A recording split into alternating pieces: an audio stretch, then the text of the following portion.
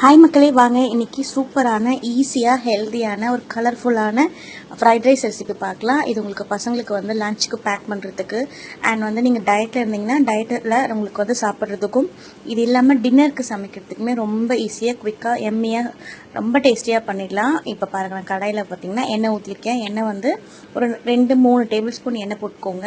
இதில் நான் ஒரே ஒரு வெங்காயம் நீளமாக கட் பண்ணி சேர்த்துருக்கேன். உங்களுக்கு வெங்காயம் வேணும்னா கொஞ்சம் அதிகமாகவே சேர்த்துக்கலாம். நான் பார்த்தீங்கன்னா காய்கறி அதிகமாக இருக்கிறதுனால வெங்காயம் கம்மியாக தான் போட்டிருக்கேன். இதில் நான் கேபேஜ், கேப்சிகம் அண்ட் ப்ரொக்கோலி.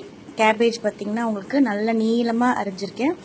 ப்ரொக்கோலியும் பொடி பொடியாக போட்டிருக்கேன். அது கொஞ்சம் வேகிறதுக்கு டைம் ஆகுன்றதுனால. இது இல்லாமல் கேப்சிகம் மஞ்சள் கலரும் பச்சை கலரும் சிகப்பு கலரும் எல்லாமே நீளமாக நல்லா அழகாக கட் பண்ணியிருக்கேன். இந்த மாதிரி நிறைய காய்கறி சேர்த்துக்கிட்டிங்கன்னா உங்களுக்கு உடம்புக்கு ரொம்ப நல்லது.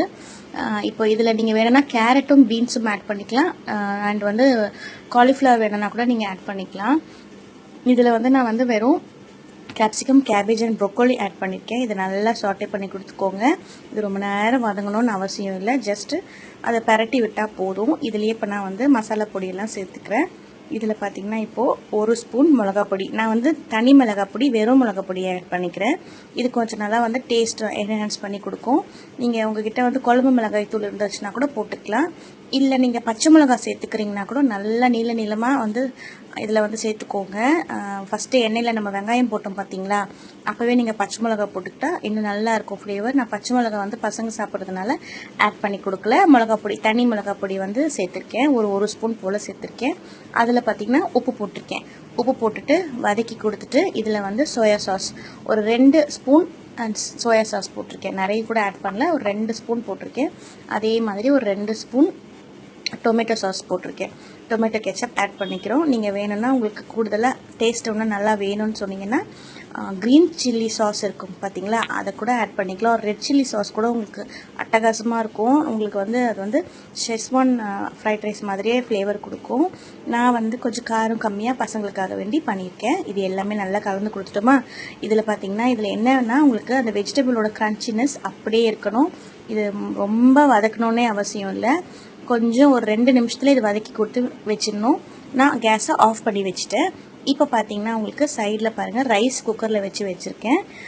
நல்லா கொஞ்சம் ரொம்ப குலைவாக இல்லாமல் கொஞ்சம் நெட்டாக நம்ம வடித்து எடுத்துக்கிட்டோம்னா நல்லாயிருக்கும். இதில் குக்கரில் வைக்கிறதுனால தட்டில் கொட்டி ஆற வைக்கணுன்ற அவசியம் இல்லை. நான் அப்படியே கடாயில் சேர்த்துக்கிறேன். இப்போ நீங்கள் வடித்த சாதம் நீங்கள் பண்ணுறீங்கன்னா அதை கொஞ்சம் தட்டில் போட்டு ஆற வச்சுக்கோங்க. அது கொஞ்சம் பிசு பிசுன்னு வந்துடும். நம்ம குக்கரில் வைக்கிறதுனால இதில் ஆல்ரெடி எண்ணெய் போட்டிருக்கோம் இல்லையா வதக்கிறதுக்கு. ஸோ நீங்கள் குக்கர் சாதமாக இருந்துச்சுன்னா அப்படியே போட்டு பரட்டிக்கலாம். உங்களுக்கு ரைஸ் உடையாது, ஒன்றோட ஒன்று ஒட்டாது. ட்ரை பண்ணி பாருங்கள், ரொம்ப ஈஸியாக வரும். கலந்த சாதத்துக்கெல்லாம் குக்கரில் நம்ம ரைஸ் வச்சு சேர்த்தோம்னா உங்களுக்கு ஒட்டாமல் நல்லா வரும். நிறைய பேர் வடித்த சாதத்துக்கு தான் வெரைட்டி ரைஸ்க்கு உங்களுக்கு ஒட்டாமல் வரும், பிசு பிசுன்னு இல்லாமல் வரும் நீங்கள் நினைப்பீங்க ஆற வச்சு வைக்கணும்னு. அப்படிலாம் கிடையாது.